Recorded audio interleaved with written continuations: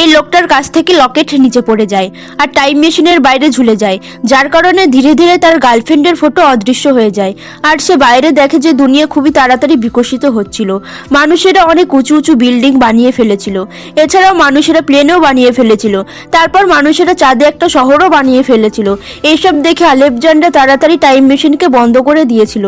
আর machine বন্ধ করার শেষ তারিখ 2030 সাল ছিল, কারণ সে এটা জানতে চেয়েছিল যে মানুষেরা 100 বছরে এইসব করলো কি করে। তারপর সে পাশের একটা লাইব্রেরিতে যায় আর ওখানে থাকা বইগুলো দেখতে লাগে। তখনই একটা লোক আওয়াজ দেয় আর সে জানতে পারে ওটা একটা এআই মেশিন ছিল। লোকটা তাকে মানুষের প্রকৃতির কথা জিজ্ঞেস করে, কিন্তু তার কাছে এর কোনো উত্তর ছিল না। তারপর সে ওখান থেকে বেরিয়ে টাইম মেশিনের কাছে আসে আর চালু করে দেয়।